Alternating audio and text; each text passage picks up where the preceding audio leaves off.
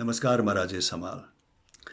भनिन्छन् यदि तपाईँ कुनै राज्यको या राष्ट्रको नागरिक हुनुहुन्छ भने तपाईँ राजनीतिबाट टाढा रहे तापनि राजनीतिक क्रियाकलाप र गतिविधि तपाईँबाट टाढा रहँदैन। विश्व राजनीति या आफ्नो राष्ट्रको राजनीति क्रियाकलाप र गतिविधिले प्रत्येक नागरिकलाई प्रत्यक्ष या अप्रत्यक्ष रूपमा असर पारि नै रहेको हुन्छ। नेपालको वर्तमान राजनीतिको उतार चढाव र अझ भन्ने भने किचोलोले प्रत्येक नेपाली नागरिकलाई कुनै न कुनै हिसाबबाट असर परेको छ। अझ भन्ने हो भने एक किसिमको अन्योलताको वातावरण पनि सिर्जना गरेको छ। र त्यति मात्रै नभएर अहिले जुन जल्दो बल्दो विषय छ, मिलेनियम च्यालेन्ज कोर्पोरेसन अन्तर्गत जुन संयुक्त राज्य अमेरिकाको सहयोग नेपाल भित्रिँदैछ, त्यसलाई लिएर नेपाली नागरिक जनस्तरमा धेरै संवेदनशीलता प्रकट मात्रै गर्ने होइन, एक किसिमको आक्रोशको आवाज, विद्रोहको आवाज र विद्रोहमा उत्रिनु भइरहेको छ। यसप्रति सरकार र राज्य अत्यन्त नै संवेदनशील हुन जरुरी छ। सम्बन्धित निकाय, मिलेनियम च्यालेन्ज कोर्पोरेसन जुन संयुक्त राज्य अमेरिकाले भित्र्याउँदैछ सहयोग, संयुक्त राज्य अमेरिका पनि नेपालीको भावना र उहाँहरूको जुन असन्तुष्टि छ त्यसप्रति संवेदनशील हुन जरुरी छ र नेपाली जनताको भावना र चित्त नबुझाइकन गरिएका क्रियाकलापहरूले मलाई लाग्छ दूरगामी असर पर्नेछ। एक किसिमको चाहिँ नि प्रतिउत्पादक पनि हुनेछ। हुन त हरेक राज्यको आफ्नो एउटा आन्तरिक नीति हुन्छ, परराष्ट्र नीति हुन्छ, ग्लोबल पोलिसी पनि हुन्छ। त्यो सबै राष्ट्रको छ र नेपालको पनि छ। नेपालको विशेषता के हो भने नेपालको परराष्ट्र नीति चाहे त्यो विगतमा होस्, इभन वर्तमानमा किन नहोस्, एउटा परराष्ट्र नीति चाहिँ नि असंलग्न नीतिमा आधारित, पञ्चशीलमा आधारित, सबै राष्ट्रहरूसँग मैत्रीपूर्ण वातावरण सिर्जना गर्ने, सौहार्दपूर्ण दौत्य सम्बन्ध कायम गर्ने नै रहँदै आइरहेको छ, चाहे त्यो विगतमा होस् या वर्तमानमा होस्। विश्व राजनीति विभिन्न तरिकाले धमिलिँदाखेरि पनि विभिन्न कालखण्डमा विभिन्न किसिमको चाहिँ उतार चढाव विश्व राजनीतिमा आउँदाखेरि र शक्तिशाली राष्ट्रहरू चाहिँ आफ्नो आफ्नो कोणमा मात्रै सीमित हुँदाखेरि पनि नेपालले विश्वलाई हेर्ने नजर जहिले पनि मैत्रीपूर्ण रहेको छ र सबै राष्ट्रहरूसँग, विभिन्न कोणमा उभिएका राष्ट्रहरू चाहे त्यो शीत युद्धमै किन नहोस्, सबैसँग चाहिँ नि त्यही किसिमको मैत्रीभाव, मैत्रीपूर्ण वातावरण, सौहार्दपूर्ण दौत्य सम्बन्ध नै कायम हुँदै आइरहेको छ र त्यसैको प्रतिफल पनि यी सबै राज्यहरूले कुनै न कुनै हिसाबबाट विगतमा नेपाललाई सहयोग पुर्याउँदै आइरहनु भएको छ। नेपालको अर्थतन्त्रलाई, नेपालको विकासलाई, नेपालको सामाजिक स्तरमा कुनै न कुनै चाहिँ नि सहयोग पुर्याउँदै आइरहेको छ। त्यसप्रति नेपाल र नेपालीहरू जहिले पनि कृतज्ञ पनि छन् र त्यही किसिमको मैत्रीपूर्ण वातावरण रहिरहोस् भन्ने नेपालको पनि इच्छा हो, नेपालीहरूको पनि इच्छा हो। तर अहिले मिलेनियम च्यालेन्ज कोर्पोरेसन अन्तर्गत जुन सहयोग आउँदैछ, तर अहिले यो बदलिएको विश्व राजनीतिको जुन परिवेशमा आइरहेको छ, त्यसप्रति चाहिँ नेपाली जनसमुदायहरूको असन्तुष्टि छ। मैले अघि भनेको जस्तो बहुसङ्ख्यक नेपाली जनसमुदायहरूले चाहिँ नि आफ्नो सार्वभौम सत्ता र आफ्नो स्वतन्त्रतामाथि प्रत्यक्ष हस्तक्षेप भएको महसुस गर्नुभएको छ, जो स्वाभाविक पनि हो। सबै राष्ट्रको नागरिकको लागि आफ्नो सार्वभौम सत्ता, आफ्नो स्वतन्त्रता र आफ्नो राष्ट्रप्रतिको आफ्नो अधिकार, आफ्नो हक कायम रहोस् भन्ने सबैको इच्छा हुन्छ। यस मानेमा हरेक राष्ट्रले अहिलेको नेपालीको जुन मर्म छ, जुन भावना छ, त्यसलाई प्रत्येक राष्ट्रको नागरिकहरूले बुझ्नु पनि हुन्छ, आइडेन्टिफाई पनि गर्नुहुन्छ। संयुक्त राज्य अमेरिकाका नागरिकहरूले पनि आइडेन्टिफाई गर्नुहुन्छ। जब नेपालीलाई चाहिँ नि आफ्नो सार्वभौम सत्ता, आफ्नो स्वतन्त्रता सबैभन्दा महत्त्वपूर्ण लाग्छ र त्यही किसिमको भावना चाहिँ उहाँहरूले प्रकट गर्नुहुन्छ भने त्यो कुनै नौलो र असाधारण नागरिकको क्रियाकलाप होइन। त्यो प्रत्येक राष्ट्रको नागरिकले चाहिँ बुझ्छ। संयुक्त राज्य अमेरिकाले पनि यसलाई मलाई लाग्छ कि आइडेन्टिफाई गर्नुहुन्छ, बुझ्नुहुन्छ।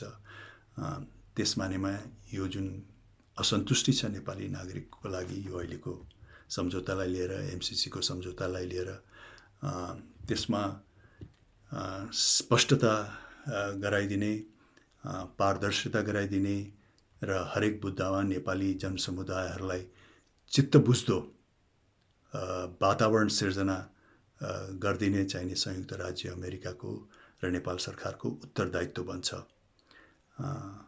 किनकि राष्ट्रको नागरिकको भावना, बहुसङ्ख्यक नागरिकको भावना विपरीत, उहाँहरूको चाहना विपरीत यदि कुनै क्रियाकलाप गरिन्छ भने यसको दूरगामी असर पनि पर्न सक्छ र त्यो प्रति उत्पादक पनि हुन्छ।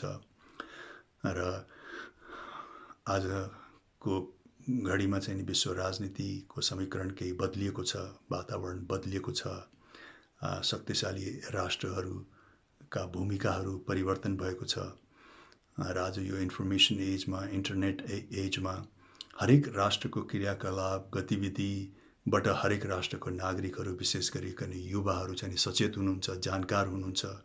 उहाँहरूबाट कुनै पनि कुरा लुकेको हुँदैन। हरेक राष्ट्रले आफूलाई कसरी सञ्चालन गरिरहेको छ, विश्वमा उसले आफ्नो भूमिका कसरी प्रकट गरिरहेको छ, उसको ग्लोबल पोलिसी कस्तो हिसाबले चाहिँ नि उसले सञ्चालन गरिरहेको छ भन्नेमा चाहिँ नि हरेक राष्ट्रको विशेष गरिकन युवा जनसमुदायहरू चाहिँ नि स्पष्ट हुनुहुन्छ, सचेत हुनुहुन्छ, जानकार हुनुहुन्छ आजको यो इन्फर्मेसन एजमा, इन्टरनेट एजमा। त्यसैले शक्तिशाली राज्यहरूले पनि आफ्ना क्रियाकलापहरू विश्वमा असाध्यै जिम्मेवारीपूर्वक सञ्चालन गर्न अत्यन्त नै जरुरी छ। कुन किसिमको चाहिँ नि छवि उहाँहरूले चाहिँ नि विश्वमा राख्नुभएको छ भन्नेप्रति पनि उहाँ अत्यन्त नै संवेदनशील हुनुपर्छ। किनकि उहाँहरूले कायम गरेको छविले नै अन्यहरू राज्यहरूले, अन्यहरू राज्यका नागरिकहरूले उहाँहरूको मूल्याङ्कन गर्ने हो। पछिल्लो 20-25-30 वर्षमा जुन अमेरिकाको गतिविधि र क्रियाकलाप भएको छ त्यसप्रति प्रत्येक राष्ट्रका नागरिकहरू, युवाहरू जानकार हुनुहुन्छ।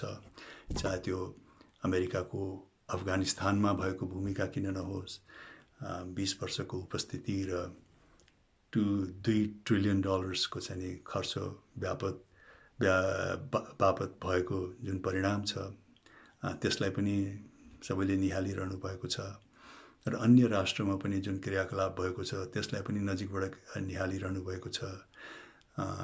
विशेष गरिकन शक्तिशाली राष्ट्रहरू, संयुक्त राज्य अमेरिकाको आन्तरिक राजनीति कस्तो हिसाबले चलिरहेको छ भन्ने कुरा पनि विश्वको नागरिकहरू चाहिँ नि जानकार हुनुहुन्छ, त्यसमा सचेत हुनुहुन्छ। त्यसैले पनि शक्तिशाली राष्ट्रहरूले आफ्नो छवि, आफ्नो इमेज प्रति चाहिँ अत्यन्त नै संवेदनशील र जिम्मेवार हुन जरुरी छ। किनकि यदि छवि धमेलिएको खण्डमा, छवि बिग्रिएको खण्डमा चाहिँ नि फेरि विश्वले त्यो राष्ट्रलाई हेर्ने नजर पनि बदलिन सक्छ, परिस्थिति पनि बदलिन सक्छ, विश्वासको स्तर पनि घट्न सक्छ। त्यस मानेमा चाहिँ नि शक्तिशाली राष्ट्रहरू अत्यन्त नै जिम्मेवार हुन जरुरी छ। र आज आएर जुन सहयोग संयुक्त राज्य अमेरिकाले गर्दैछ मिलेनियम च्यालेन्ज कर्पोरेसन अन्तर्गत नेपाललाई, नेपाली जनसमुदायहरूले सायद त्यही विश्वमा अहिले हालसालै पछिल्लो 20-25-30 वर्षमा अमेरिकाले प्रदर्शन गरेको आफ्नो छविले पनि भूमिका खेलेको हुनसक्छ र जुन किसिमको चाहिँ नि एमसिसीको सम्झौता पत्र छ त्यसमा लेखिएका बुदाहरूप्रति पनि असन्तुष्टि भएको छ।